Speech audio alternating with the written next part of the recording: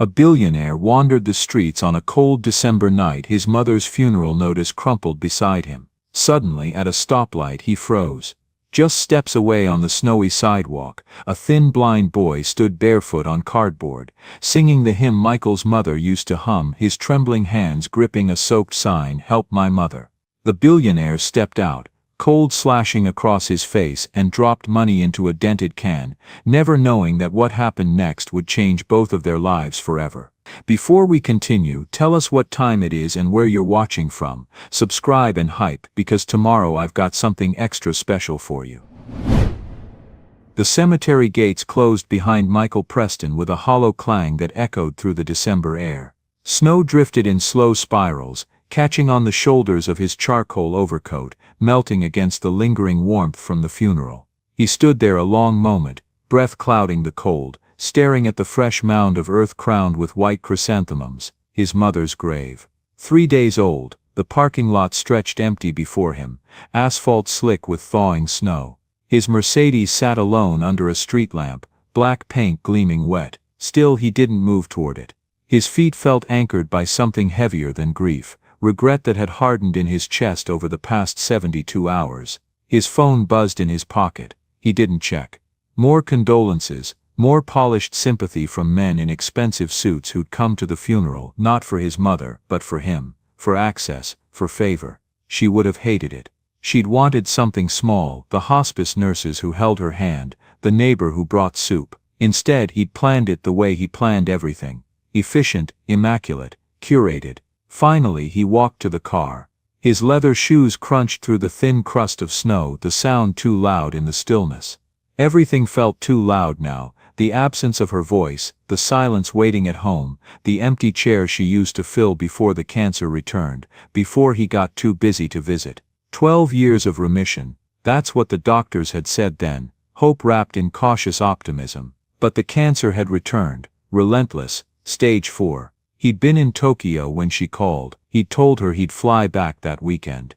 The weekend became next week, and then came the hospice nurse's call. "If you want to say goodbye, come now." He'd made it, barely. She drifted in and out, machines breathing around her. In a brief lucid moment, she'd gripped his hand and whispered, "Promise me you'll find something worth living for, not just working for." Living for, he'd promised. And now, standing in the cemetery parking lot, he had no idea what that meant. He drove home through streets blurred by falling snow. The penthouse wasn't home, just square footage filled with furniture chosen by designers and silence left behind by his ex-wife. "You're never present," she'd said. She'd been right. Manhattan shifted around him, Midtown's towers giving way to older brick buildings, cars that had seen better decades. He wasn't watching the road, just moving, trying to outrun the scent of chrysanthemums clinging to his coat, the image of the casket lowering into frozen ground. A red light stopped him at an intersection he didn't recognize. Steam rose from a subway grate, a bodega's neon sign flickered. Pedestrians hurried past, breath trailing like ghosts, and then he heard it. A voice, singing. It cut through the closed windows of his car, through the hum of the heater, through the white noise of city traffic. The voice was young, untrained, but pure in a way that made his hands tighten on the steering wheel. It was singing an old hymn, something his mother used to hum while cooking dinner, something he'd forgotten existed until this exact moment. Michael's chest constricted. The voice sounded so much like her, not in tone but in feeling, in the way it carried a kind of weary hope that came from singing when you had nothing left but song. He turned his head slowly, searching for the source. On the sidewalk, barely visible through the falling snow, stood a boy, thin, maybe 11 or 12 years old, wearing a jacket too light for the weather. His eyes were closed, not in performance, but in concentration. In his hands, he held a cardboard sign, the words barely legible through the moisture seeping into the cardboard. "Help my mother." Michael's breath caught, the boy's hands trembled, whether from cold or fear or exhaustion, he couldn't tell. But the singing didn't waver. The child's voice rose and fell with a practiced resilience that spoke of too many nights spent on corners like this one, too many hours standing in the cold while the world rushed past. The light turned green. Behind him, a horn honked impatiently. Michael didn't move. He stared at the boy, at the way snow gathered on his dark hair, at the way his fingers gripped that sign like it was the only thing tethering him to hope. The horn honked again, longer this time, angrier. Michael barely heard it.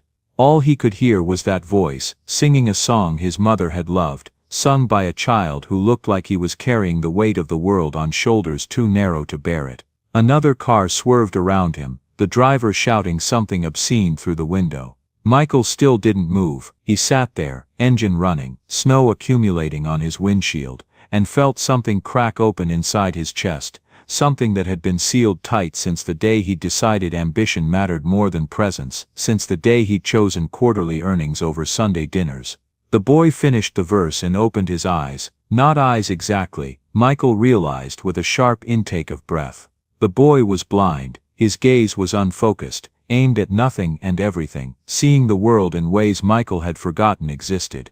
Before he fully understood what he was doing, Michael pulled the car to the curb, tires crunching against the snow-packed gutter. He cut the engine. The silence that followed felt immense, broken only by the muffled sounds of the city and the boy's voice starting another verse. Michael stepped out into the cold. Snowflakes struck his face, melting instantly against his skin. He stood there for a moment, expensive shoes soaking through on the wet sidewalk, and watched the boy sing. Up close he could see more, the threadbare cuffs of the jacket, the worn sneakers held together with duct tape, the way the boy's breath came quick and shallow, like he was fighting to stay upright. The singing stopped abruptly. The boy's head tilted slightly, sensing presence. "Sir?" His voice was hesitant, cautious. Michael swallowed hard. His throat felt tight, words tangled somewhere between his heart and his mouth. "I heard you singing," he finally managed. The words sounded inadequate even as he spoke them. The boy's face shifted, a flicker of something, hope maybe, or wariness. "My mom taught me that song. She's sick, real sick. I'm just trying to help her get better." The simplicity of it gutted him. No elaborate story, no manipulative plea, just truth delivered in a child's voice. Michael felt his mother's presence then, stronger than he had since she died, as if she were standing beside him in the snow, watching to see what he would do. He reached into his coat pocket and pulled out his wallet. His hands, usually so steady in boardrooms and negotiations, trembled slightly as he opened it. He didn't count the bills, he just took them, all of them, and placed them in the boy's collection can.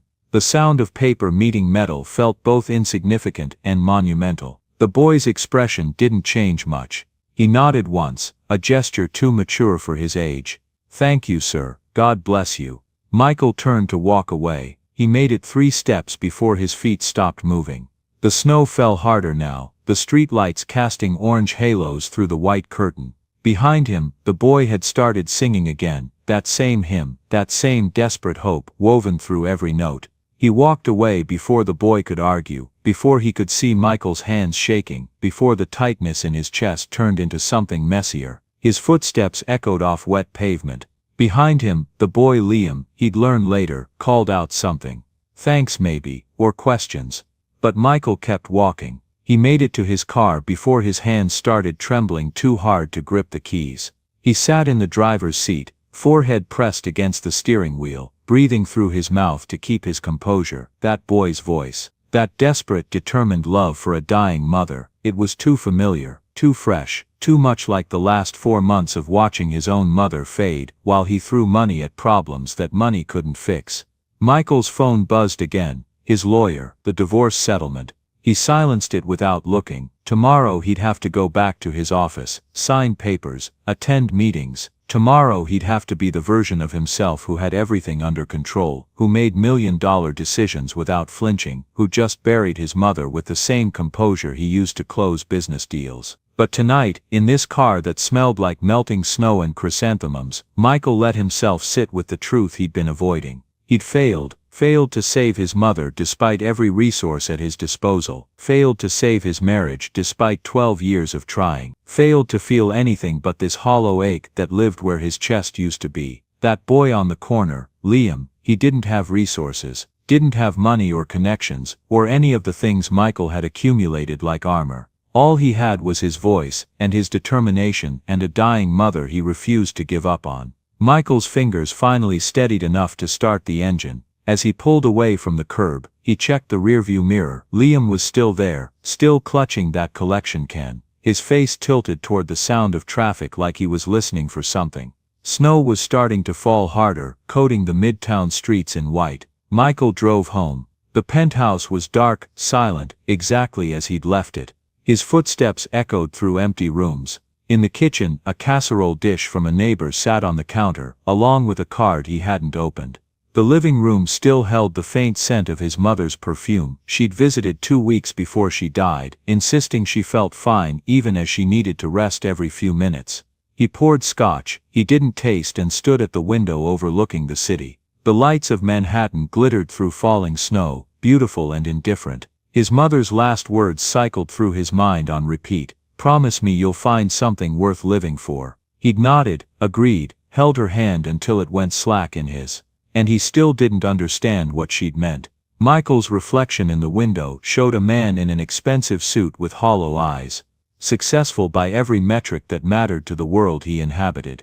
Empty in ways the world never measured. Sleep didn't come that night. He lay in his too large bed, staring at the ceiling, hearing Liam's voice cutting through traffic noise, hearing his mother's labored breathing in that hospital room, hearing the silence that had filled his house since his ex-wife Karen left, taking with her any pretense that their marriage had been real. At 3 in the morning, Michael gave up. He went to his study, turned on his laptop, and started researching. Pneumonia treatment costs, homeless services in New York, survival rates for untreated respiratory infections in children.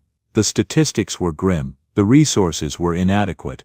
The system was broken in ways that made his hands clench into fists. By dawn, he'd made a decision he couldn't quite articulate even to himself. It wasn't logical, it wouldn't bring his mother back or save his marriage or fill the void in his chest. But it was something. And something was better than the nothing he'd been living with. Michael's car was already moving before he'd consciously chosen the destination. His hands knew the route, back to that corner where Liam sang. Morning traffic was heavier now in Midtown, commuters fighting through slush-covered streets. Fresh snow from overnight had painted the city white, but exhaust and footsteps were already turning it gray. The thermometer on his dashboard read 19 degrees. He'd tried to sleep, given up around 4 in the morning after lying awake replaying that voice, those 3 words on the cardboard sign, the way Liam's shoulders had tensed when Michael approached. His bedroom had felt suffocating, his penthouse too full of absence, Karen's empty closet, his mother's voice that would never echo down the hallway again. The grief counselor his lawyer had recommended would probably say this was avoidance, running toward someone else's crisis to escape his own. Maybe she'd be right. Michael's fingers tightened on the steering wheel as he turned onto Broadway, but it didn't feel like running. It felt like the first deliberate step he'd taken since watching his mother's casket lower into frozen ground. The corner was empty when he arrived. Michael parked across the street, killed the engine, and waited. The dashboard clock read 5:43 in the morning. Too early. The kid probably slept somewhere nearby, would return when foot traffic picked up. Michael should leave, come back later, not sit here like some. Movement in the alley beside the building caught his eye. Liam emerged from the shadows. His gait was steady despite his blindness, each step measured and practiced. He wore the same layers as yesterday, plus a knit cap pulled low over his ears that already had snow collecting on it. His breath fogged thick in the bitter air. Michael watched as the boy positioned himself against the building wall, exactly where he'd been the day before. Same spot, probably memorized every crack in the sidewalk, every sound that indicated foot traffic. Liam set down a battered backpack, pulled out the cardboard sign, propped it carefully against the wall. Snow immediately started accumulating on its surface. Then he just stood there for a moment, head tilted back, face raised toward a sky he couldn't see. His shoulders rose and fell with a deep breath. Steeling himself maybe, or praying, or just preparing to survive another day in December cold that could kill. Michael's hand moved to the door handle. Stopped. What was he doing here? What could he possibly offer this kid beyond money already given? His mother was dead, his marriage was over. He was a 47-year-old man who'd spent 2 decades building a life that meant nothing, helping no one, connected to nothing real.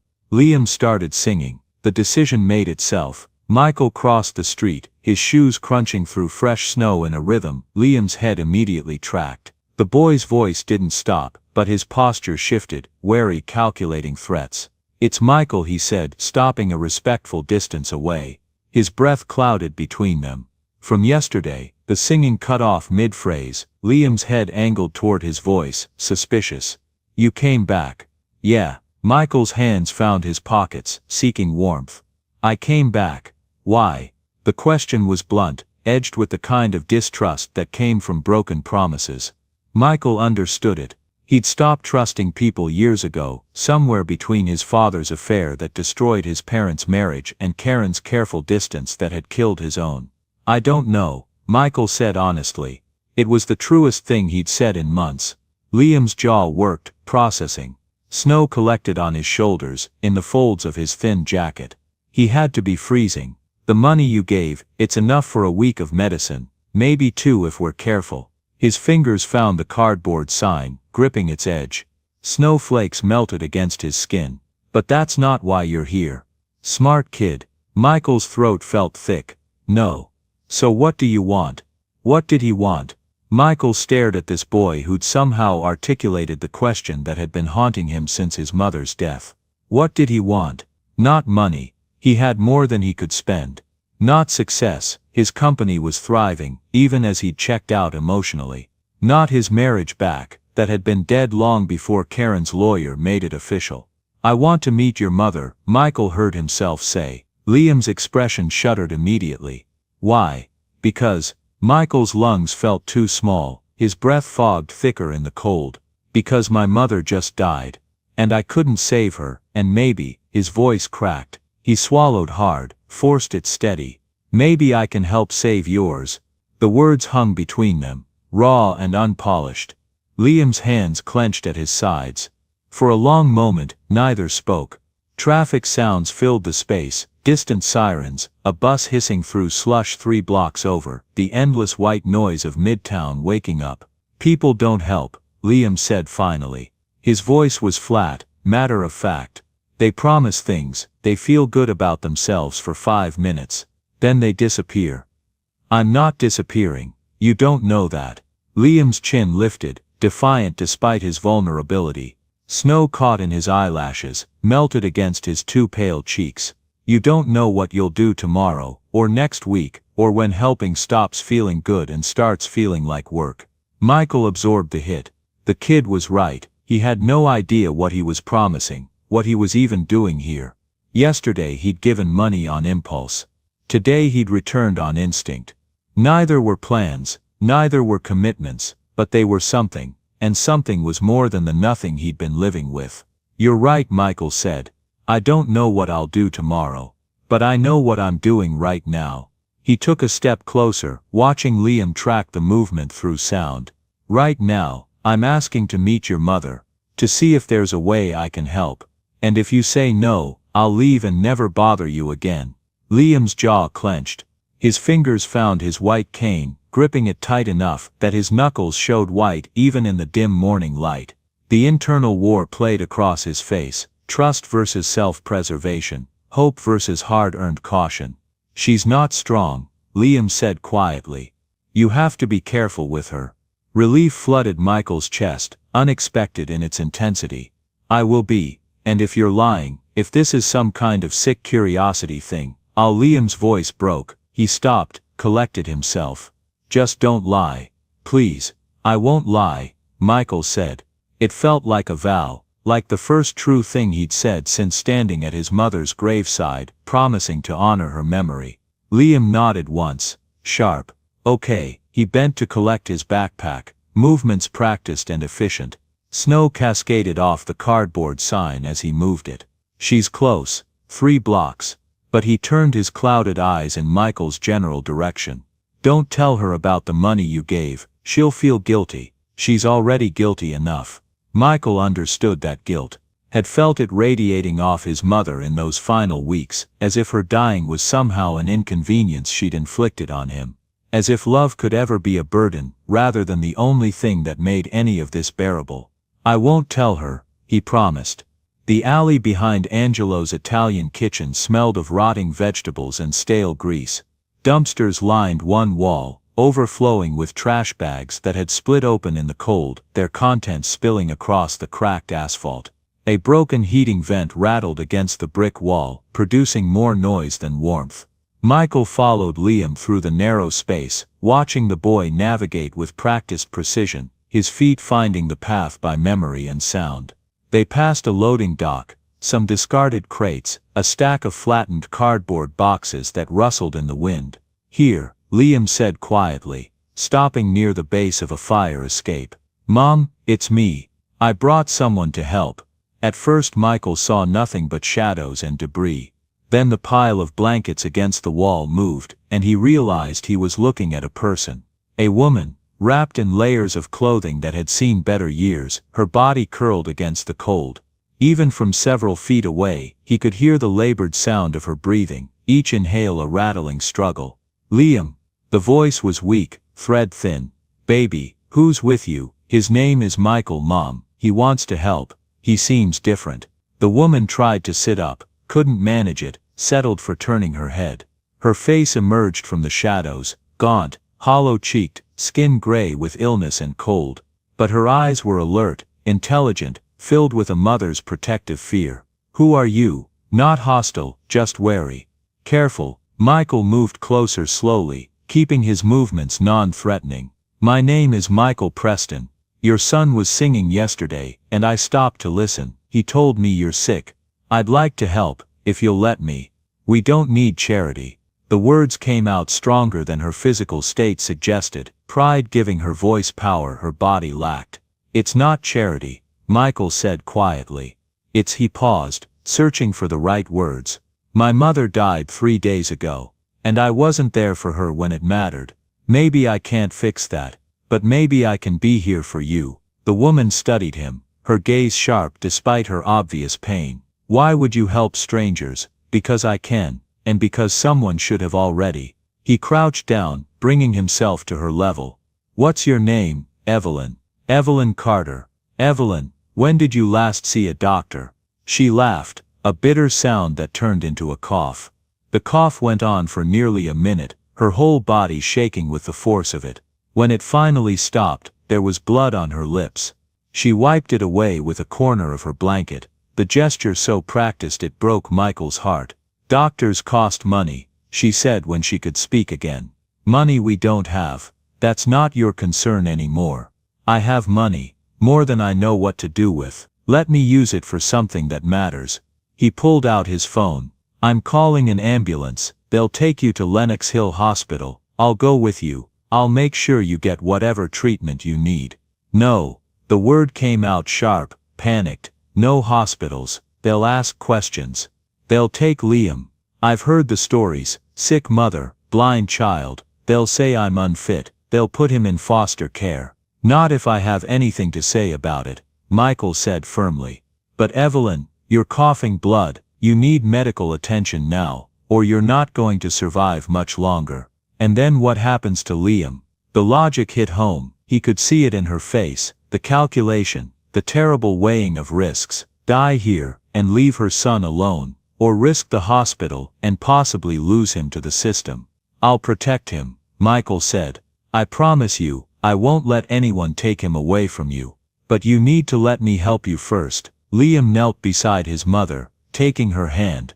"Mom, please, I'm scared. You're getting worse. This morning you couldn't even stand up." Something inside Evelyn cracked. Pride and fear softened under the weight of a child's voice. "Okay," she whispered.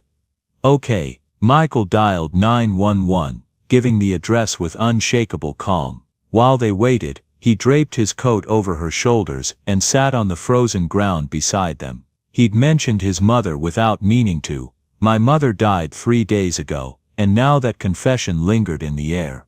"Can I ask you something?" Evelyn murmured. "Of course." "You said your mother. What did she die from?" "Cancer. Lung cancer. She beat it once, 12 years ago. Experimental treatment, clinical trial. We thought she was cured, but it came back 6 months ago. Stage 4. There was nothing they could do the second time." Evelyn was quiet for a moment. "Then what was her name?" "Catherine. Catherine Preston." Even in the dim light of the alley, Michael saw the shock register on Evelyn's face, her hand flew to her mouth, and fresh tears spilled down her cheeks. Catherine Preston, Presbyterian Hospital, 12 years ago. She was in the clinical trial for that new immunotherapy drug. Michael's blood ran cold. How do you know that? Because I was her nurse's aide. I was assigned to the oncology floor. I took care of her during her treatments. Evelyn's voice shook. She was so kind, always asking about my life, about my pregnancy. When I told her I was having a baby, she was the first person to really celebrate with me. She told me about you, showed me pictures, said she was so proud of you, even though she wished you'd slow down. The world tilted. Michael felt like the ground had opened beneath him, revealing connections he never could have imagined. You knew my mother. I took care of her for 8 months, every treatment session, every checkup. We became friends, real friends. Evelyn coughed again, grimacing with pain. When I was 7 months pregnant, they fired me. Budget cuts, they said, but really it was because I needed more bathroom breaks, more time off for doctor appointments. Your mother was so angry. She tried to fight it, even wrote letters to the hospital administration. It didn't change anything, but she tried. Michael's vision blurred with tears. She never told me, never mentioned you, because that's who she was. She helped people quietly. Didn't need recognition. Evelyn reached out with her free hand, touched Michael's arm. She talked about you constantly, how brilliant you were, how successful, but also how worried she was that you were missing life while chasing success. She said she prayed you'd find something that mattered more than money. The ambulance sirens cut through the morning air, growing louder. Red lights strobed against the brick walls, turning the alley into something surreal and urgent. 2 paramedics jumped out, their faces shifting from professional assessment to poorly concealed shock when they saw Evelyn's condition. How long has she been like this? The older paramedic asked, already moving, checking vitals, preparing oxygen. Too long, Michael said quietly. They worked quickly, efficiently, but Michael could see the concern in their eyes, the way they exchanged glances when Evelyn's blood pressure reading came back, the tight set of their jaws when they listened to her lungs. She was in bad shape, possibly critical. We need to move now, the younger paramedic said, and they lifted her onto the stretcher with practiced gentleness. Evelyn's hand reached out, searching, and Liam was there instantly, gripping it. I'm coming with you, Mom. I'm right here, sir. The older paramedic turned to Michael. Family only in the ambulance. Are you? I'm taking responsibility for them. Michael said, the words coming out with more certainty than he felt. Both of them. I'll follow in my car, and meet you there. But as they started to load Evelyn into the back of the ambulance, she suddenly gripped the edge of the stretcher, her eyes finding Michael's. Wait, please, I need to tell you something. The paramedics paused. Michael moved closer. Your mother, Evelyn whispered, her voice urgent despite her weakness. The last time I saw her, right before they fired me, she made me promise something. She said, Evelyn, no matter what happens, promise me you'll never give up on that baby. Every child deserves someone fighting for them. I kept that promise, even when we lost everything, even when I got sick, I kept fighting because she made me promise. Michael's throat closed, he couldn't speak, could only nod. And now you found us, Evelyn continued, tears streaming down her face. 12 years later, her son found us when we had nothing left. That's not coincidence. That's her. That's Catherine making sure I didn't break my promise alone. The ambulance doors closed, and suddenly Michael was standing in the alley, with Liam, the red lights fading as the vehicle pulled away, siren wailing into the snowy morning. The boy stood very still, his hand still outstretched in the direction his mother had disappeared. Mr. Preston, Liam's voice was small, uncertain. Is she going to die?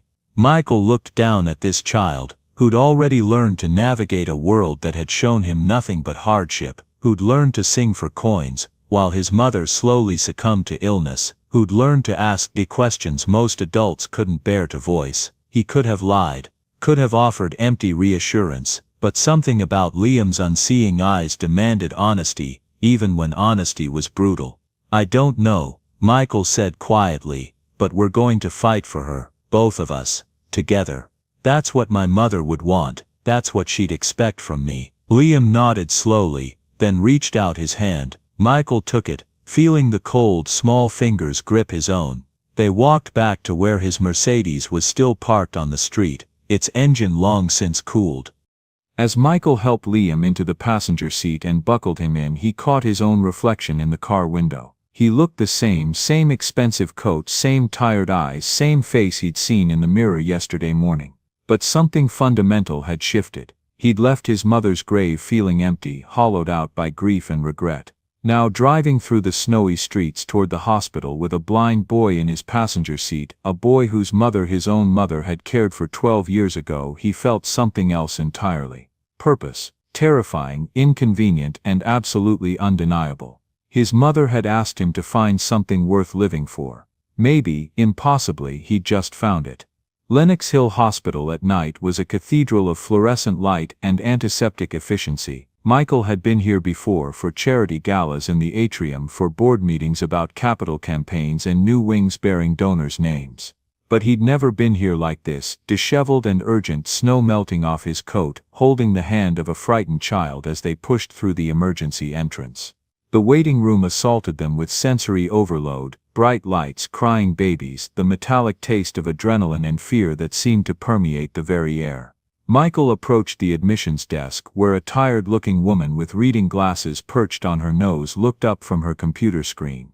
"I called ahead," Michael said. "Evelyn Carter, the ambulance just brought her in. Critical respiratory distress."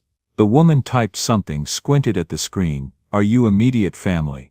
Michael's jaw tightened. "I'm taking financial responsibility for her care.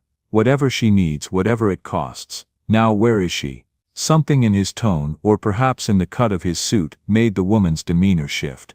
"They've taken her straight to emergency assessment. Dr. Morrison is on call tonight. If you'll just have a seat, I need to speak with Dr. Morrison." "Now, sir, she's with a patient, then find me someone who can tell me what's happening."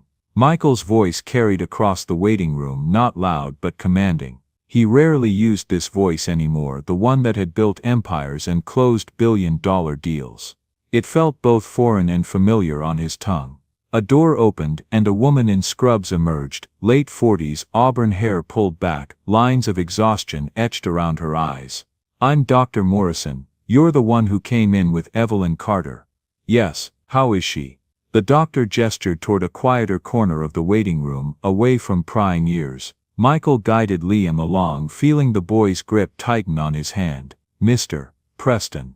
Michael Preston. This is her son Liam." "Doctor." Morrison's expression softened when she looked at Liam, something gentle touching her tired features. Then she turned back to Michael.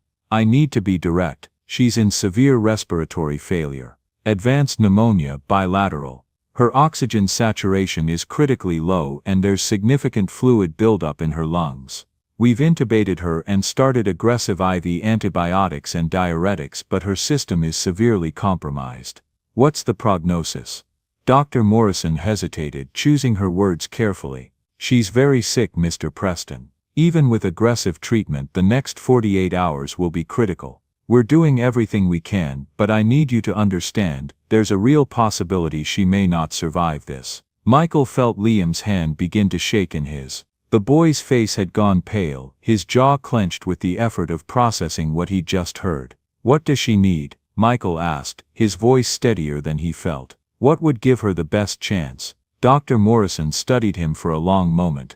"The standard treatment protocol is what we've started: antibiotics, oxygen support, diuretics to clear the lungs. But there's an experimental approach that's shown promise in cases like hers. It's a combination therapy with a new anti-inflammatory agent that helps reduce lung tissue damage. The early trials have been encouraging. But," Michael could hear the unspoken caveat, "but it's expensive. Very expensive. We're talking about $70,000 to $90,000 just for the initial course. Most insurance won't cover experimental treatments, and even then there are no guarantees. She's very weak. Her body may not be able to handle the aggressive protocol." "Cost isn't a concern," Michael said immediately. "If it gives her a better chance, do it.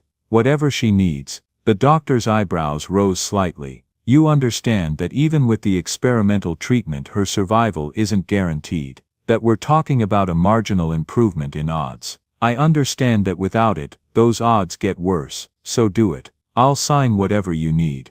Doctor. Morrison nodded slowly. I'll have the paperwork drawn up. Since she's unconscious and you're assuming financial responsibility, we'll need your consent to proceed. She paused, her expression softening again. For what it's worth, Mr. Preston, she's lucky you were there. Another few hours in that alley and we wouldn't be having this conversation. After the doctor left, Michael guided Liam to a row of plastic chairs. The boy sat down mechanically, his face blank with shock. She's going to die, isn't she? Liam's voice was hollow, stripped of emotion. That's what the doctor was really saying. Michael sat beside him, choosing his words carefully. The doctor said the next 2 days are critical. That means they don't know yet. Your mother is fighting, Liam, and we're going to fight with her. But I won't lie to you, she's very sick. It's my fault. The words came out choked. I should have made her go to the hospital sooner. I should have gotten more money singing. I should have. Stop. Michael turned to face him fully. This is not your fault. You're 12 years old. You should be worried about homework and friends, not keeping your mother alive. The fact that you've done as much as you have, that you've kept going, kept singing, kept hoping, that takes more courage than most adults have. But what if she dies? What happens to me? It was the question Michael had been dreading, the one with no good answer. Let's focus on helping her survive first, then we'll figure out the rest. They sat in silence for a long while, surrounded by the ambient noise of the ER. Eventually a nurse brought Liam a sandwich and juice box. The boy ate mechanically, not tasting anything, just consuming fuel. Michael watched him and felt something shift in his chest, a sense of responsibility that went beyond the immediate crisis. This child had no one. If Evelyn died, Liam would enter the foster care system, would be shuttled between homes, would likely be separated from everything familiar. The thought made Michael's stomach turn. Around midnight, Dr. Morrison returned. Her face was drawn but not defeated. She's stable. Barely but stable. We've started the experimental protocol. Her vitals are holding steady, which is better than I expected. It's still too early to call it progress, but it's not worse. Can we see her? Michael asked. The doctor hesitated, then nodded. Briefly, she's sedated, unconscious. But sometimes having familiar voices nearby helps. She led them through a maze of corridors, through security doors that required badge access, into the hushed, machinery-filled world of the ICU. The lighting was dimmer here, the air somehow thicker. Monitors beeped in careful rhythm, marking the boundaries between life and death with electronic precision. Evelyn lay in a bed surrounded by equipment, tubes running from her arms, a ventilator breathing for her with mechanical regularity. She looked smaller somehow, diminished by illness and the clinical environment. Her skin was gray, her hair matted, but her chest rose and fell steadily, pushed by the machine. Liam approached the bed with Michael's guidance, his hands reaching out until they found the bed rail. He gripped it tightly, knuckles white. "Mom?" His voice cracked. "It's me, it's Liam. You're going to be okay now. We found help. Real help. Michael's here, the man you took care of, his mother, remember? Catherine Preston, he found us, he's helping us. So you just rest, okay? You rest and get better, and I'll be right here waiting." Michael watched the boy speak to his unconscious mother, watched the tears stream down his face, watched him maintain his composure despite being more terrified than any child should ever have to be. And he made a silent promise, not to Liam, not to Evelyn, but to his mother's memory. He wouldn't walk away from this. Whatever happened, however this unfolded, he was committed now, completely, irrevocably, because 12 years ago his mother had cared for this woman, had made her promise to never give up on her child, and now, through some impossible twist of fate, he had the chance to help her keep that promise. It felt like his mother was still teaching him lessons from beyond the grave. Michael didn't go home that night, or the next. Lenox Hill became his entire world, white walls, soft beeping monitors, stale coffee cooling in paper cups. The administration, recognizing both his name and his refusal to leave, quietly offered him a private consultation room. Clothes arrived from his penthouse. Meals materialized without him asking. He slept in fractured stretches on a leather couch, 2 hours at a time. Liam stayed with him. There was nowhere else for the boy to go, and Michael would never have let him leave regardless. An odd rhythm formed between them, this blind child and this hollowed-out billionaire, bound together by circumstance and a woman fighting for her life down the hall. The first 48 hours were brutal. Evelyn's vitals swung violently, stabilizing 1 hour, crashing the next. Dr. Morrison warned them twice to prepare for the worst. But Evelyn held on. She fought with a stubborn, surprising strength. On the third day she finally stabilized. Not a brief plateau, but real improvement, oxygen levels rising, fluid clearing, the experimental drug working. Michael sat in the consultation room staring at the update, feeling something he barely recognized, hope braided tightly with fear. A knock sounded. Mr. Preston. A woman in a navy blazer stepped in, tablet in hand. I'm Sarah Chen, Hospital Social Services. We need to talk about Liam. The conversation he'd been dreading. Come in, he said. She sat composed, sympathetic. What you've done for this family is extraordinary. Truly, but we must address Liam's welfare. Evelyn will need months of recovery. She won't be able to work. They have no housing. Liam hasn't been enrolled in school, hasn't had consistent medical care, and has been homeless for at least 6 months. By law, I must report this to Child Protective Services. Michael felt cold spread through him. And that leads to what? CPS will investigate. Given Evelyn's health and their circumstances, there's a strong possibility they'll recommend temporary foster care. No, Michael's voice was sharper than intended.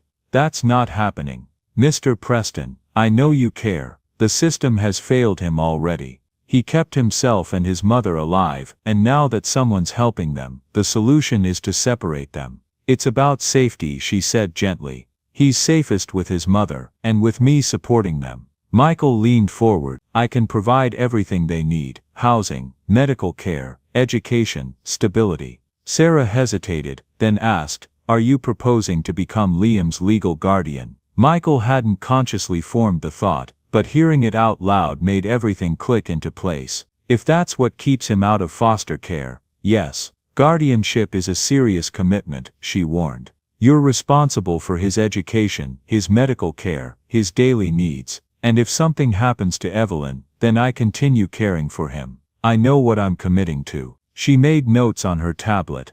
The process requires interviews, background checks, home inspections. It usually takes months. But CPS will make an initial determination within 72 hours. Michael stood, pacing. Then we have 72 hours to build a case showing he belongs with his mother. I want the best family law attorney. I want full documentation prepared, proof of stable housing, financial backing, educational support. Separation would harm him more than help. Mr. Preston, no, he said, turning back. File what you must. But when CPS reviews this case, they're going to see a child with a mother who loves him, resources lined up, and someone fighting for him. Not a case file in need of rescue. Sarah studied him. You've known them for 3 days. I've known them long enough to know they deserve more than the system has given them. Help me navigate it, or stay out of the way. For the first time she smiled faintly. I'll do what I can, but CPS will question your motives, your stability, your long-term commitment. They can question whatever they want. I have answers. After she left, Michael made call after call. His divorce attorney Patricia, a family law specialist, a private investigator to expedite clearance. He set legal machinery in motion with the same focus he'd once reserved for major acquisitions. But beneath the planning, a quiet voice whispered, you don't know these people. You failed at marriage. You weren't there for your mother. How can you raise a blind child? Yet every time doubt surfaced, he heard his mother's whisper, find something worth living for. This felt like the answer. That evening, he sat beside Liam in the ICU waiting area.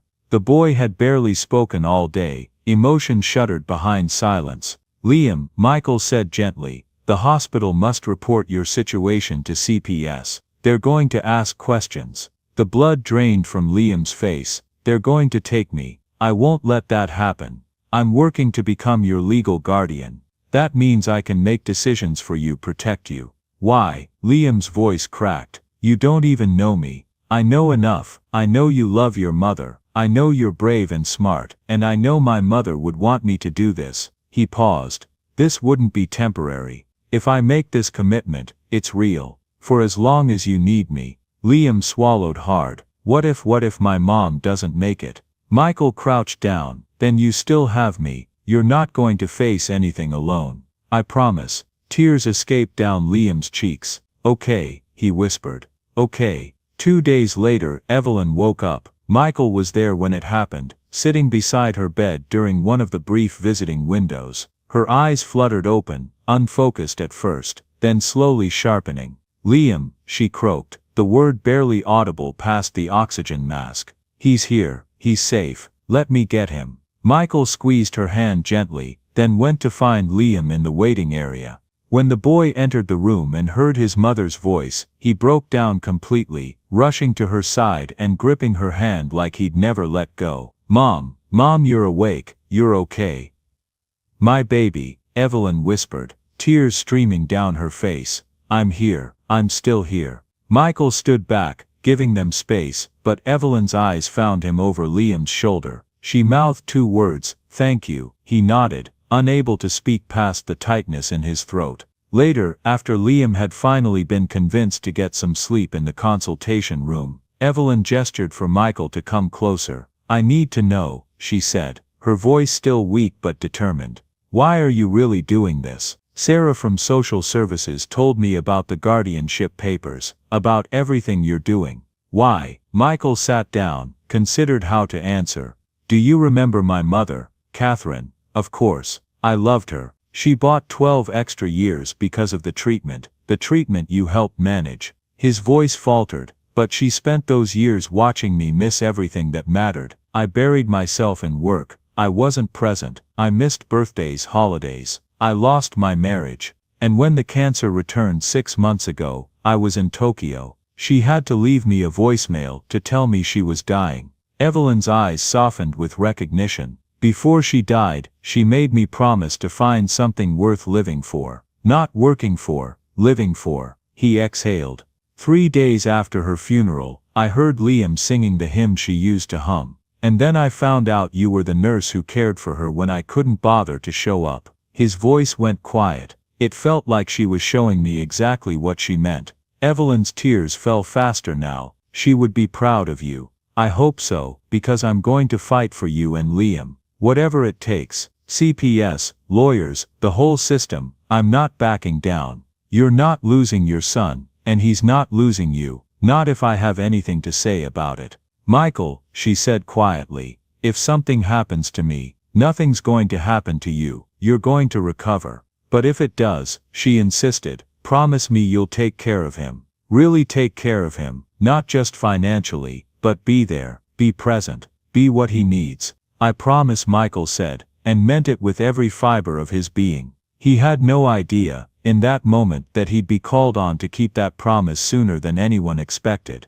The next 3 weeks unfolded in a blur of legal meetings, medical consultations, and tense standoffs with Child Protective Services. True to her word, Sarah had filed her report, and 2 days later, a CPS caseworker named Daniel Reeves showed up at the hospital with questions and forms, and the kind of bureaucratic skepticism that made Michael's blood pressure spike. Let me make sure I understand this correctly, Reeves said, sitting across from Michael in the consultation room. You met this family less than a week ago, and now you want to become the legal guardian of a special needs child, whose mother you barely know. That's an oversimplification, but yes, and you expect me to believe this is about altruism, not some. He consulted his notes, midlife crisis response to your mother's death. Michael's jaw tightened. My motivations are irrelevant. What matters is that I can provide stable housing, excellent medical care, educational opportunities, and most importantly, keep Liam with his mother. Can the foster system guarantee any of that? The foster system has trained professionals who specialize in caring for children with special needs. The foster system, Michael shot back, has a 70% failure rate for keeping siblings together, a 35% rate of placement instability, and documented cases of abuse that would make your hair curl. Don't lecture me about what's best for Liam when we both know foster care is a last resort, not a solution. Reeves's expression hardened. Mr. Preston, I understand you're wealthy and accustomed to getting your way, but this isn't a business deal. This is a child's life. And I have serious concerns about your ability to provide appropriate care given that you've never been a parent. You work 80-hour weeks according to your own employees, and you have no experience with blind children. Had no experience, Michael corrected. Past tense. I've spent every waking hour with Liam for the past week. I've learned more about his needs in 7 days than I learned about anything in the last year of my life. And as for working 80-hour weeks, that changes now. My priorities have changed. People say that a lot in the heat of the moment.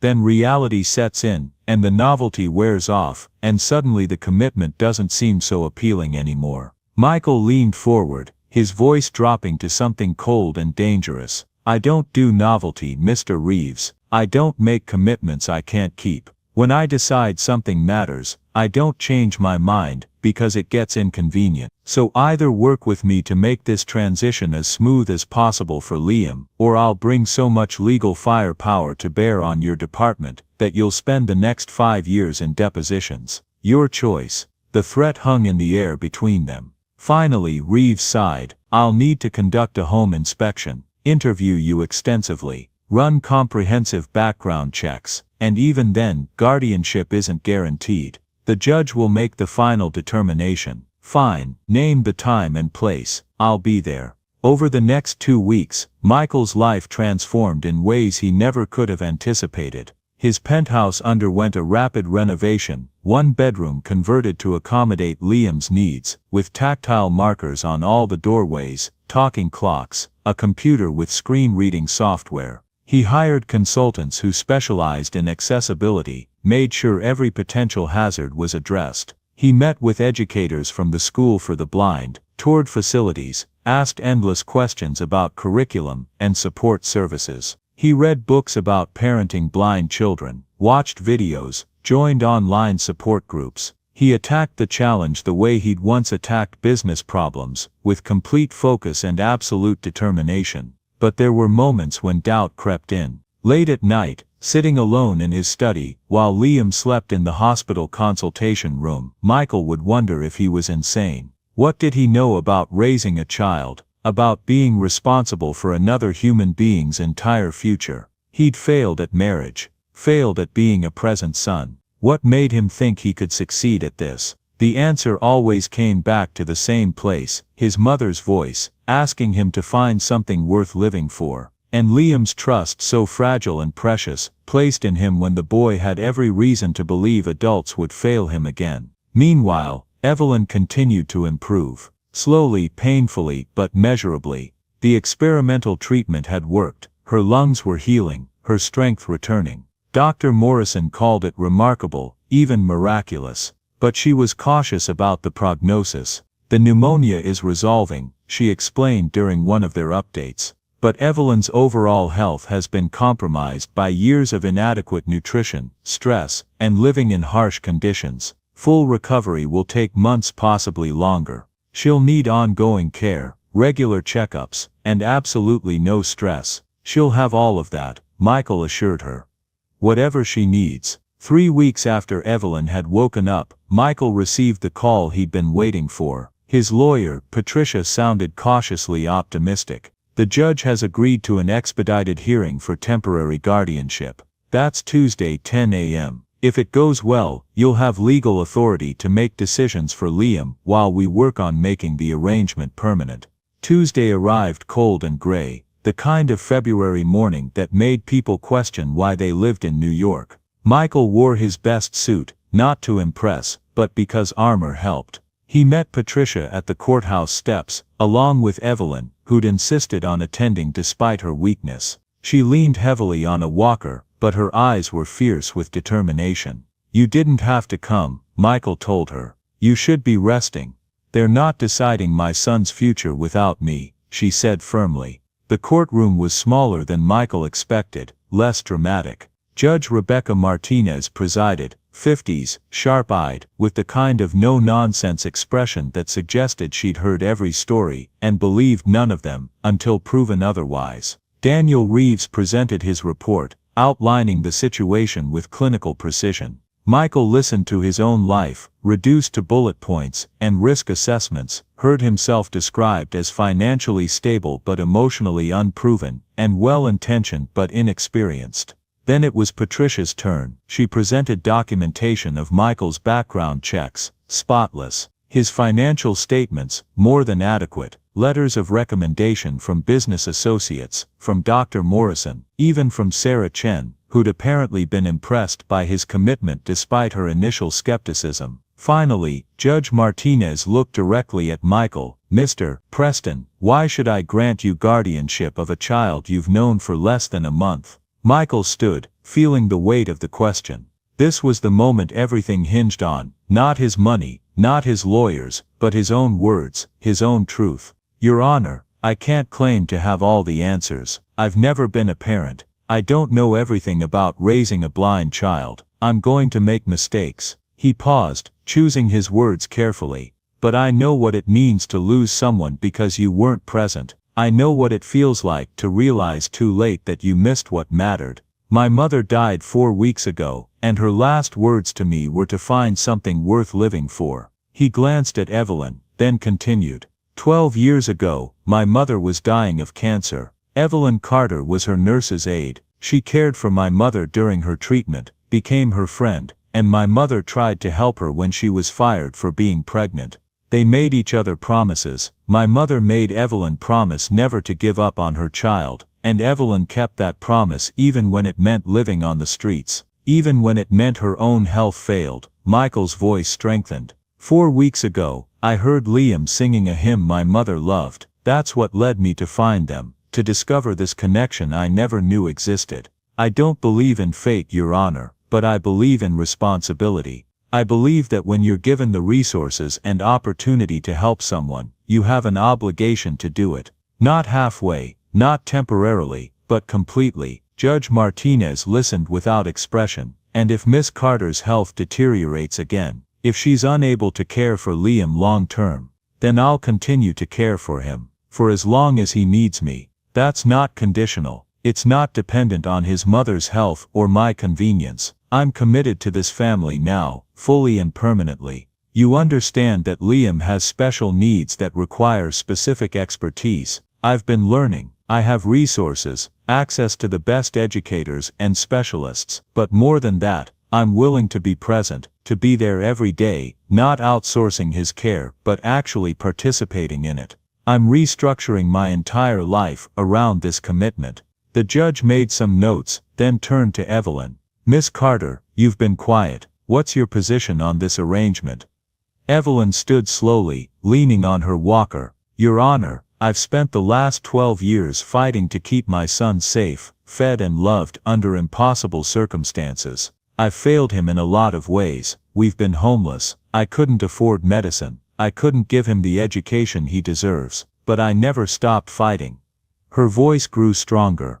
"Michael Preston came into our lives like an answer to a prayer I stopped believing would be answered. He's not trying to replace me or take Liam away. He's trying to help me keep the promise I made to his mother all those years ago. And if something happens to me, if my health fails again, I need to know Liam won't end up alone in the system. I need to know he'll have someone who sees him as a person, not a case file. Michael has proven he's that person."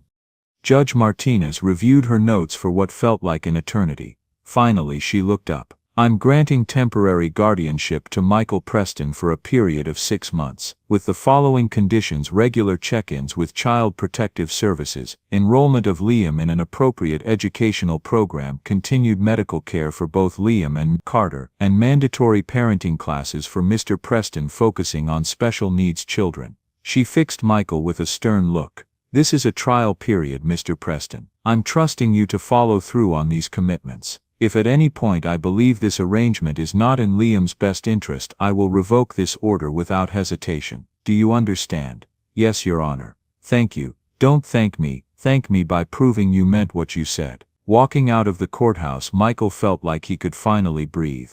Evelyn gripped his arm, tears streaming down her face. "Thank you," she whispered. "Thank you for giving us a chance. Thank you for trusting me with it," Michael replied. They went directly from the courthouse to the hospital, where Liam was waiting with a volunteer. When Michael told him about the guardianship, the boy's face lit up in a way that made everything, the stress, the legal battles, the life upheaval, completely worth it. "Does this mean I don't have to leave, Mom?" Liam asked. "This means we're family now," Michael said. "All three of us, and family stays together." Evelyn was discharged from the hospital 3 weeks later, weak but stable. The pneumonia had cleared, her lungs were healing, but she still needed rest and careful monitoring. Michael had prepared everything, meticulously. He sent a car to pick them up. Nothing ostentatious, just comfortable and warm. He met them at the building entrance himself, watching as Evelyn slowly exited the vehicle, leaning on a walker. She looked better than she had in the alley. Color in her cheeks, strength in her movements, but still fragile, still recovering. Liam bounded out behind her, all nervous energy and barely contained excitement. "Are we really going to live here, in your home?" "Our home," Michael corrected gently. "This is your home now." The elevator ride was quiet. Michael watched Evelyn's reflection in the mirrored walls, saw the tension in her shoulders, the way her hands gripped the walker. She was terrified, he realized, not of him exactly, but of this moment, of stepping into a world so far removed from the one she'd been surviving in. When the elevator opened directly into the penthouse, Evelyn gasped softly. Michael tried to see the space through her eyes, the gleaming hardwood floors, the floor-to-ceiling windows overlooking Manhattan, the modern furniture and art. It was beautiful, he supposed, but it had never felt like home, until now. "Liam's room is this way," Michael said, guiding them down the hallway. "I had some modifications made, but we can change anything you want." He opened the door to what had been a guest room. In the past 3 weeks it had been transformed. The bed was positioned where morning sun would warm it. Tactile markers lined the doorways and furniture. A desk held a computer with screen-reading software and a braille display. Bookshelves were filled with audiobooks and braille volumes. A tactile globe sat in one corner, its raised surfaces marking continents and oceans. Liam moved into the room slowly, his hands reaching out to touch everything, mapping the space. When his fingers found the globe, he stopped, tracing the raised lines with an expression of wonder. "This is all for me, all yours," Michael confirmed. And here he guided Liam's hand to a small device on the nightstand. "This is a Victor reader. It can play audio books, music, podcasts, whatever you want, voice activated." "I've never had my own room before," Liam said softly, his voice thick with emotion. "Never had my own bed even." "Well, now you do, and it's yours for as long as you want it." Liam's composure cracked. Tears spilled down his cheeks, and suddenly he was moving toward Michael, wrapping his arms around him in a fierce hug. Michael froze for just a second. He wasn't used to physical affection, hadn't been hugged in longer than he cared to admit. But then his arms came up to hold the boy, and something in his chest loosened. "Thank you," Liam whispered against his shoulder. "Thank you for not giving up on us." Behind them, Evelyn leaned on her walker, tears streaming down her own face. Michael met her gaze over Liam's head and saw gratitude there, but also fear and uncertainty, and the weight of accepting help when you'd spent years learning not to trust it. The first few days were an adjustment. Evelyn was proud and independent, struggling with the reality of accepting charity. She insisted on trying to cook breakfast, even though standing for more than a few minutes exhausted her. She refused to use the master bedroom Michael offered, choosing instead a smaller guest room because it felt less imposing. She apologized constantly, for existing, for taking up space, for needing anything. Michael found himself learning patience in ways he never had before. In business, problems were solved swiftly, decisions made efficiently, but this was different. This required gentleness, respect for boundaries, understanding that healing wasn't just physical. Liam, by contrast, adapted with the resilience of youth. He explored every inch of the apartment with his hands, memorizing the layout, claiming spaces as his own. He discovered the piano in the living room, a baby grand that Michael's ex-wife had insisted they needed, but that no one had ever played.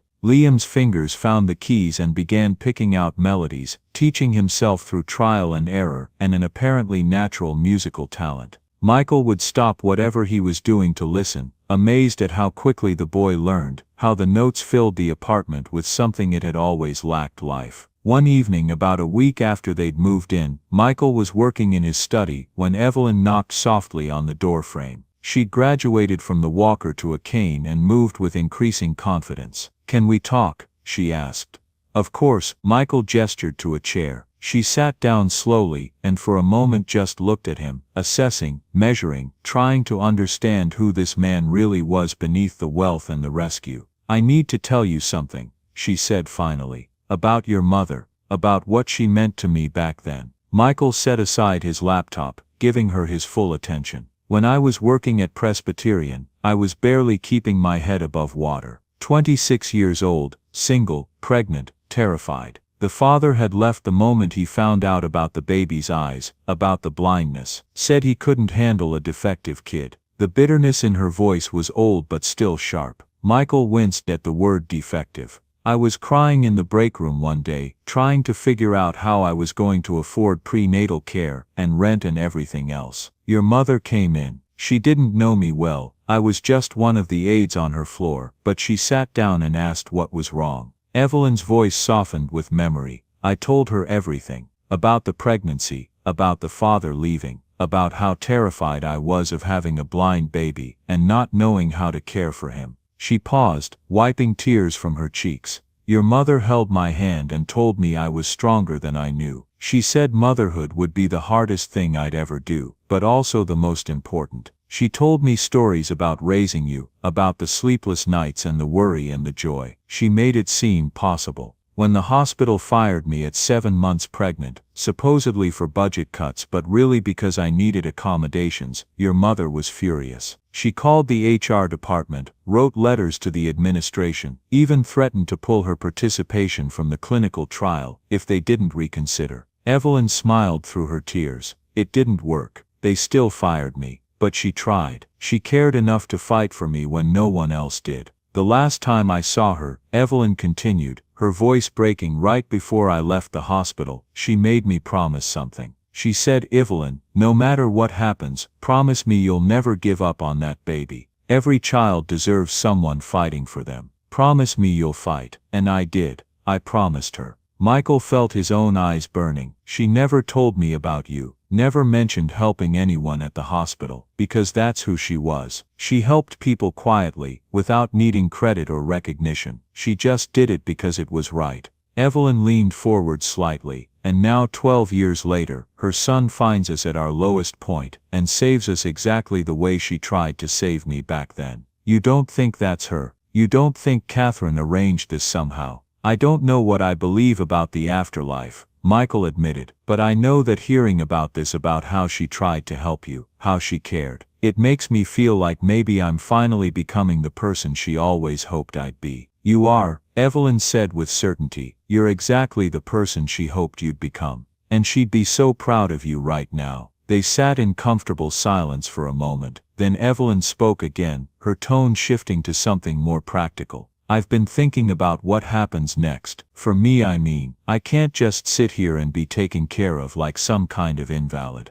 I need purpose. I need to feel useful." "Evelyn, you're still recovering. You need to focus on getting stronger." "I am getting stronger. Dr. Morrison says I'm ahead of schedule on all my benchmarks. But recovery doesn't mean useless." She straightened in her chair. "I was a good nurse's aide. I know how to care for people, how to run a household, how to cook and clean and manage things. Let me do that here. Let me contribute." Michael understood what she was asking, not for a job exactly, but for dignity, for a way to feel like she was earning her place rather than accepting endless charity. "If it helps you feel more settled," he said carefully, "then yes. But on one condition." "What?" "You stop apologizing for existing. You're not a guest here, and you're not an employee. You're family, and family contributes because they want to, not because they owe something. Can you agree to that?" Evelyn's eyes filled with fresh tears, but she smiled. "I can try. That's all I ask." Over the following weeks, a new normal began to take shape.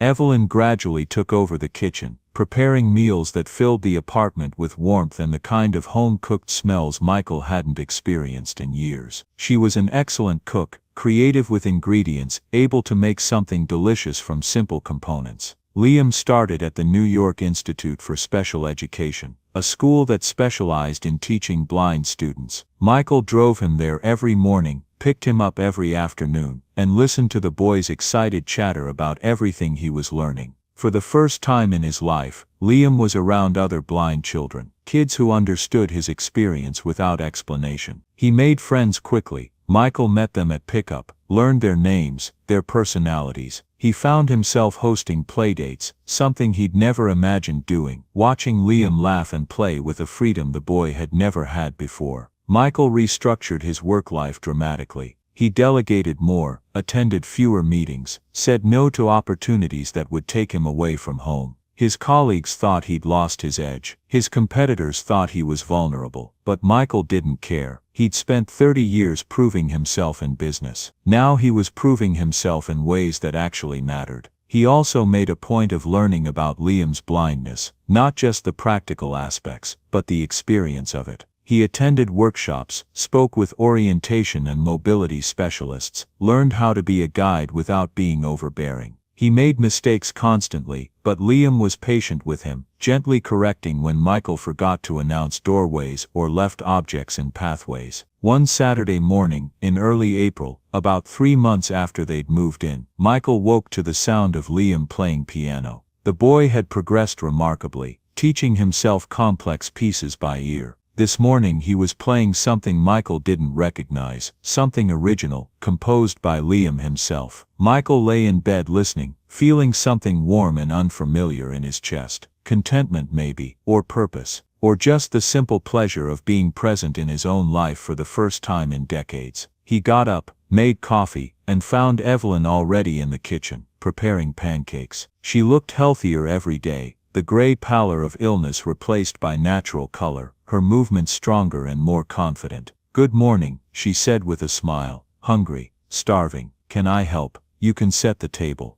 They worked in comfortable silence, and Michael marveled at how ordinary this felt, how normal and domestic and completely unlike anything he'd experienced before. His marriage had never been like this. There had been staff to prepare meals, schedules that rarely aligned, separate lives lived in the same space. This was different. This was a family, imperfect and improvised, but real. When Liam finished playing and joined them for breakfast, Michael made an announcement. "I've been thinking," he said, "about summer plans. Liam, your school ends in early June. I thought maybe we could rent a house somewhere, Cape Cod maybe, or the Hamptons. Somewhere you can hear the ocean, spend time outside, just relax." Liam's face lit up. "I've never been to the ocean. Never. We never went anywhere. Mom had to work and we couldn't afford vacations." Michael felt that familiar twist in his chest, grief for everything this child had missed, anger at a system that had allowed it to happen. "Well, we're going this summer, all 3 of us. We'll find a house right on the beach, spend 2 weeks just being together. Can I learn to swim?" Liam asked eagerly. "You can learn whatever you want." Evelyn watched this exchange with shining eyes. Later, after Liam had gone to practice piano again, she touched Michael's arm.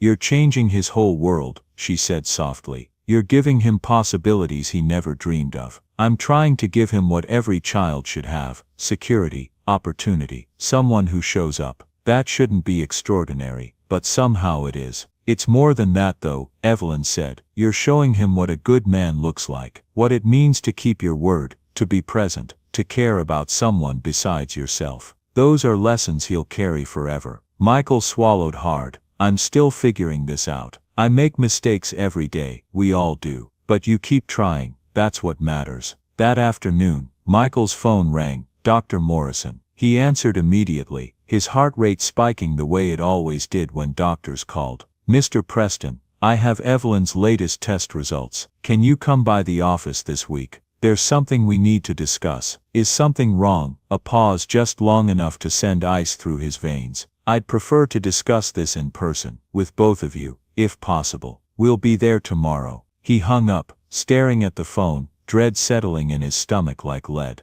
Evelyn appeared in the doorway, reading his expression. "What is it?" "Dr. Morrison wants to see us. About your test results." The color drained from Evelyn's face. "I've been feeling more tired lately, and sometimes my chest hurts, but I thought it was just." "We don't know anything yet," Michael said firmly, though fear clawed at his throat. Let's not assume the worst until we talk to her. But they both knew. After years of living on the edge of disaster, after experiencing medical crises and near-death moments, they'd both developed an instinct for when something was truly wrong. And that instinct was screaming now. Dr. Morrison's office was warm and professional, decorated with abstract art and diplomas from prestigious medical schools. She greeted them with the kind of careful compassion that confirmed Michael's worst fears before she even spoke. "Thank you for coming in," she said, gesturing for them to sit. "I wanted to discuss Evelyn's scan results in person." Evelyn gripped Michael's hand tightly. He could feel her trembling.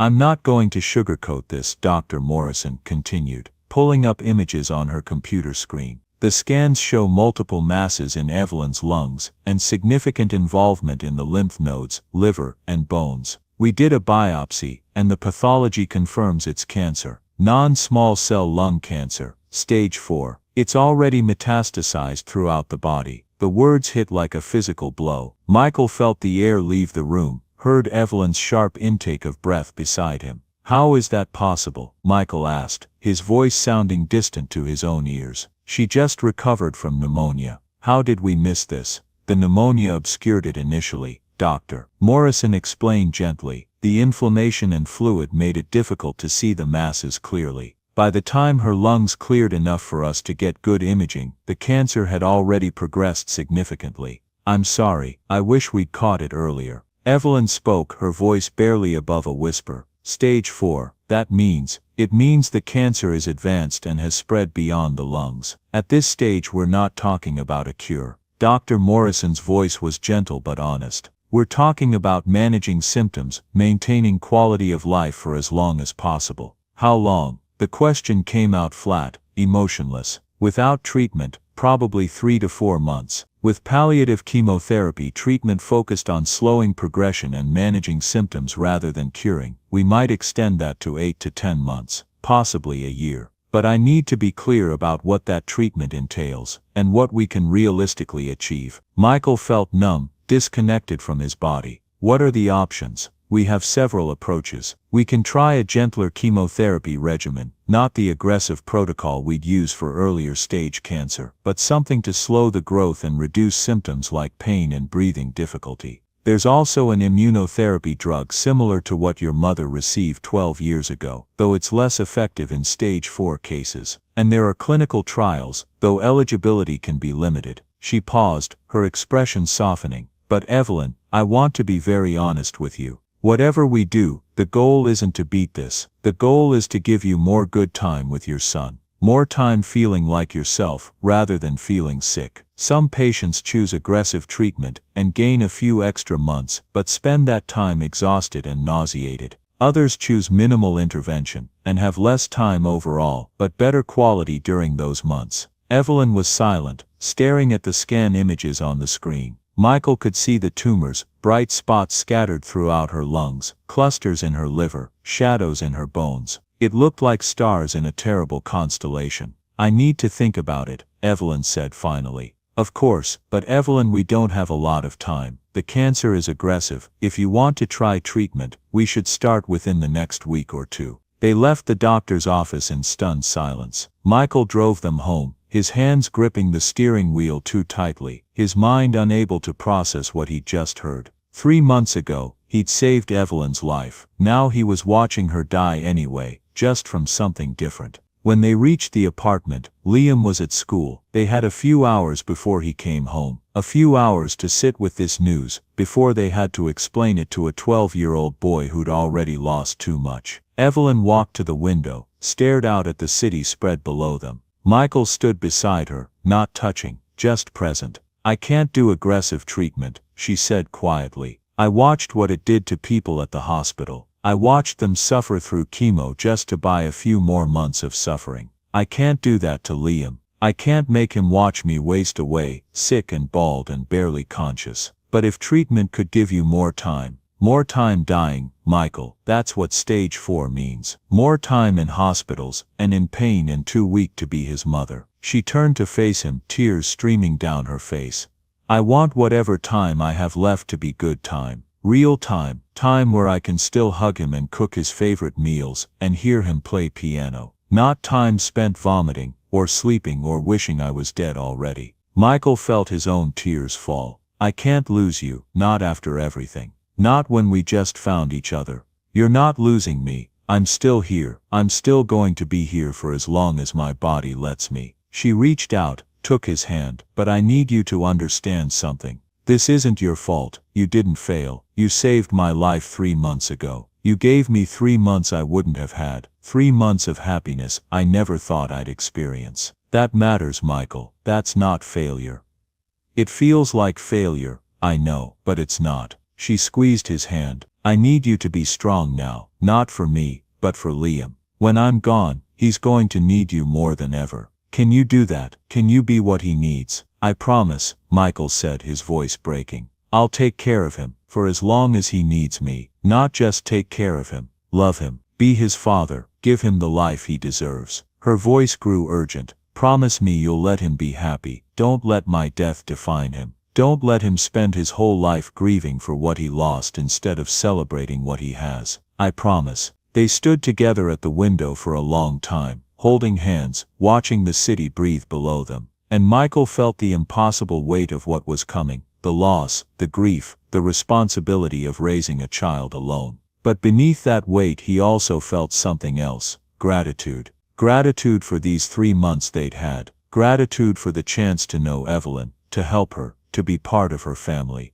Gratitude that his mother had led him to that street corner on that snowy night. It wasn't enough time. It would never be enough time. But it was something, and after a lifetime of nothing mattering, something felt precious beyond measure. When Liam came home that afternoon, they sat him down and told him. He took it quietly. At first, processing the information with that eerie maturity that came from surviving too much too young. How long? He asked. Maybe 6 to 8 months, Evelyn said gently. Maybe less. We don't know exactly.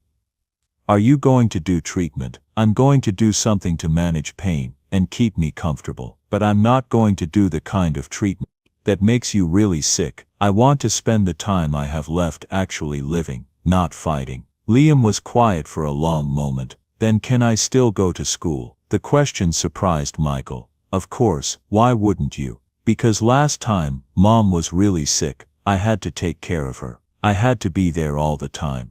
Evelyn's face crumpled. Oh baby, no. You're not taking care of me this time. You're going to school. You're going to be with your friends. You're going to be a kid. Michael and I will handle the grown-up stuff. Your job is just to be 12. But what if you die while I'm at school? What if I'm not there? Michael knelt down in front of Liam's chair, took both the boy's hands in his. Then you'll know that your last conversation with your mom was probably something normal and good. Maybe you told her about a test you aced, or a song you learned. That's better than spending every minute, terrified, watching her get sicker. She wants you to have a normal life for as long as possible. Can you do that for her? Liam nodded slowly, tears streaming down his face. Then he moved from his chair to the couch where his mother sat, curling up beside her the way he probably had when he was much younger. Evelyn wrapped her arms around him, and they sat like that for a long time, just holding each other. Michael watched them and felt his heart break in ways he didn't know were possible.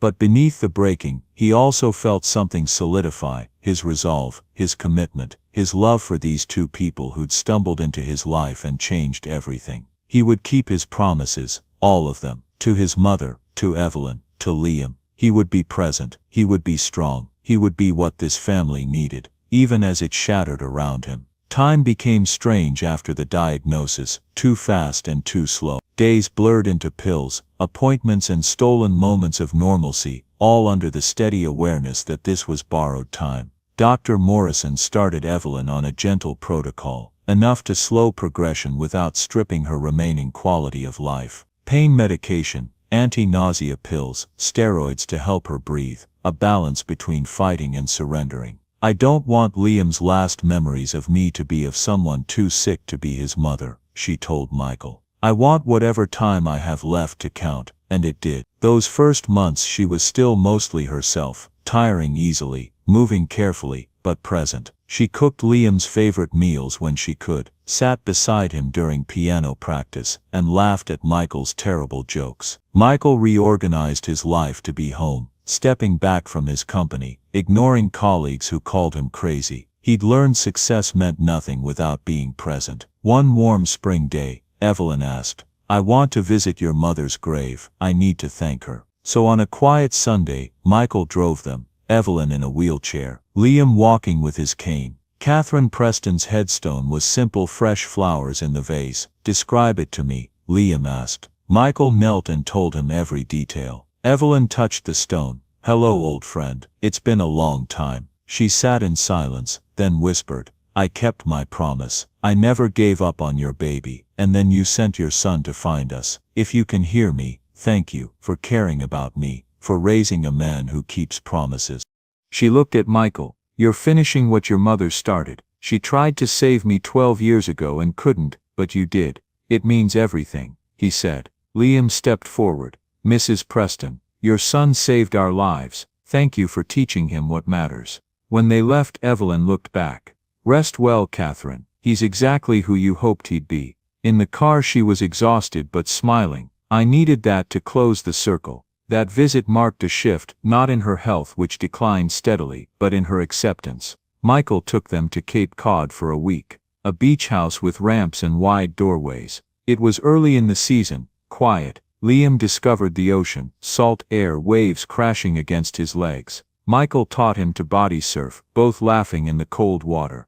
Evelyn watched from the shore wrapped in blankets, smiling through tears, joy and grief tangled together. "I never gave him this," she told Michael. "Normal kid things. I was so focused on survival, I forgot about living. You gave him everything that mattered," he said. "Love, safety, strength." They hired a photographer to capture real moments, Liam and Evelyn building a sandcastle by feel, Michael carrying her across the sand, the three of them sitting together at sunset. "For later," she said, "so he can remember us happy." Back in Manhattan, they celebrated Liam's 13th birthday. Evelyn sat on the couch, glowing as she watched him laugh with friends. "This is what I wanted for him," she told Michael. Joy, but as summer deepened, her decline accelerated. The cancer pushed forward despite treatment. Her pain increased, the stronger meds made her drowsy. Hospice care began. Nurses came twice a day, gentle and professional. Michael learned intimate caregiving, how to ease her breathing, coax her to eat, sit through nights when pain kept her awake.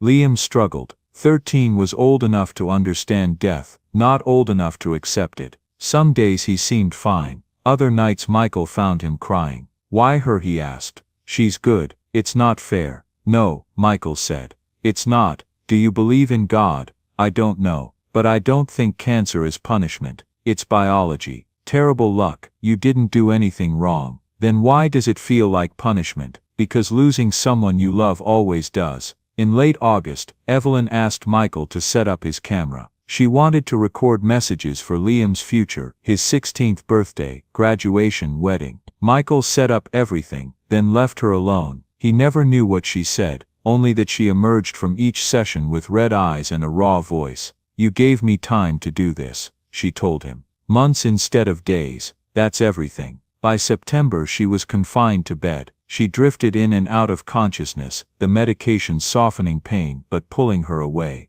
Dr. Morrison warned gently, "A few weeks, maybe less." Michael moved a cot into her room. Liam came in every morning and afternoon, telling her about school even when he wasn't sure she heard. One afternoon he told her, "I got an A on my composition. I wrote it for you. It's called Promise, Kept. Play it for me," she whispered. Michael lifted her into the wheelchair. They were shocked by how light she'd become, and brought her to the piano. Liam played a piece full of sorrow and hope. Evelyn listened, crying silently, memorizing him. When he finished she clapped weakly. Beautiful, so proud. It was the last time she left her bed. 2 weeks later, on a Tuesday evening in early October, her breathing changed. Michael called the hospice nurse, then brought Liam. "Is it time?" he asked. "I think so." They sat on either side of her bed, holding her hands. Her eyes opened slightly. "I love you, Mom," Liam cried. "Thank you for never giving up on me." "Proud," she breathed. "Be happy." Promise kept. She turned her fading gaze to Michael. "Take care of him. Love him." "I promise," he whispered. She smiled faintly. Peace softened her features. Then with a final exhale, Evelyn Carter let go. Silence filled the room until Liam's sobs shattered it. Michael held him tightly as they cried together. The nurse confirmed what they already knew, made calls and left them alone. They stayed beside her body for a long time, unable to leave. "What do we do now?" Liam finally asked. "We keep going," Michael said. "We honor her. We love each other. We keep our promises. I don't know how to do this without her. Neither do I, but we'll figure it out together." And in that dim room, still smelling faintly of Evelyn's perfume, Michael understood his mother's final wish hadn't been about finding something worth living for, but someone. He'd found them. One who'd left too soon, and one who needed him still. Evelyn was gone, but the family they built, the promises they kept, the love that remained, those endured. Those were worth everything. 5 years later, Michael stood backstage at Carnegie Hall, straightening his tie for the third time. His hands shook, not from nerves but from pride, so fierce it bordered on pain. "You'll wear out that tie," Patricia Rothstein murmured beside him. Lawyer, friend, witness to every step of the guardianship, the adoption, and the endless midnight calls where Michael questioned every parenting decision. "I can't believe this is happening," he said. "Believe it. Your son is performing at Carnegie Hall at 18. Be proud." "I am. I just wish they're both here," she said gently. In the ways that matter. When the lights dimmed, Michael took his seat in the front row. The hall filled around him, critics, donors, Juilliard faculty, but he saw only the piano at center stage. Liam walked out, guided to his bench. Taller now, composed, confident in his movements. He wore the suit Michael had helped him choose. "Good evening," Liam said. "Tonight I'm performing a symphony I've been working on for 5 years. It's called Promises Kept, and it's dedicated to the 2 women who made my life possible." He began to play. The opening notes were soft, aching, the old hymn he'd sung on the streets all those years ago. Then the music deepened, gaining texture, strength. Michael heard Evelyn in it, her fight, her grace, her love. And he heard his mother too, the quiet resilience, the steady warmth. The melody grew into something vast and breathtaking, a tapestry of grief and hope, and the fierce beauty of survival. Michael didn't bother wiping his tears. This was his son, his brilliant, kind, extraordinary son. When the last chord faded, silence held for a heartbeat. Then the hall erupted, cheers, applause, people standing crying. Liam bowed, smiling a smile so full of joy, it felt like Evelyn had stepped onto the stage with him. After photos and congratulations, they slipped into a quiet cafe nearby, coffee steaming between them. They sat in an easy silence until Michael finally said, "You were incredible." "I was terrified," Liam admitted. "What if I messed up? What if you didn't? And even if you had, it wouldn't matter. You played from your heart." Liam traced the rim of his cup. "Do you think she would have been proud? Your mother, she would have cried through the entire performance." Liam laughed softly, then his expression shifted. "I miss her, every day." "I know," Michael said. "I miss her too. Sometimes I'm afraid I'm forgetting her. I remember things she said, but not her voice, or how her hand felt." Michael reached across the table, taking his hand. "Memories fade, but what she taught you, who she helped you become, that stays. You carry her with you." Liam was quiet. "Is that what your mom is for you?" Michael thought of his mother, 8 years gone. "Yes, I don't remember everything, but I remember the important things. She wanted me to find something worth living for. Because of her, I found you." Liam squeezed his hand. "I'm glad you stopped that day. I'm glad you found us." "Me too. Best decision of my life." They sat together for a long moment, the weight of 5 years settling between them. Grief, healing, growth, family. Then Liam said, "I've been thinking about my name." Michael's heart slowed. "The adoption papers say Liam Carter Preston, but I want to be just Liam Preston." Michael's breath caught. "Liam, your mother's name, is part of me forever. But you're my father. You've been my father since I was 12. I don't need a hyphen to remember her. I want your name because I'm proud you're my dad." Michael couldn't speak for a moment. He nodded, eyes burning. "So can I." He finally found his voice. "Yeah, more than okay." They walked back through the city, the same streets where everything had once begun, with a blind boy singing in the snow, and a grieving man who didn't know he was about to become a father. At their building, Liam said softly, "Dad." Michael still wasn't used to it. He hoped he never would be. "Yeah, thank you for everything." You don't need to thank me. I know, but I want to. Liam smiled slightly. You gave me a life. Not just a place to live or a school. A life, a family, safety, a future. That matters. You did the work, Michael said. I just showed up. That's exactly it, Liam replied. You showed up. Every day. Even when I was awful. Even when you had no idea what you were doing. You showed up. In the penthouse, the same space that had once felt like a museum of loneliness, Michael saw the evidence of their years together. Sheet music scattered across the piano. Photos lining the walls. Evelyn's worn throw blanket on the couch. I'm heading to bed, Liam said. Juilliard meetings tomorrow. Good night, kiddo. I'm proud of you. So incredibly proud. Love you, Dad. Love you too. After Liam disappeared into his room, Michael poured a scotch and stood at the window overlooking the city. Somewhere out there, 8 years ago, a broken man had driven through a snowstorm trying to escape grief. Somewhere, a blind boy had sung for his dying mother, and they had found each other. Michael lifted his glass toward the sky. Thank you, he whispered. Mom, Evelyn, thank you for trusting me with him. I hope I've made you proud. Below him, the city glittered, indifferent, endless, but he wasn't empty anymore. He was full of love, purpose, and the quiet certainty that he had kept every promise that mattered. His mother had asked him to find something worth living for. He'd found someone. And in loving Liam, in raising him, Michael Preston had finally found himself. It was enough. It was everything. Join us to share meaningful stories by hitting the like and subscribe buttons. Don't forget to turn on the notification bell to start your day with profound lessons and heartfelt empathy.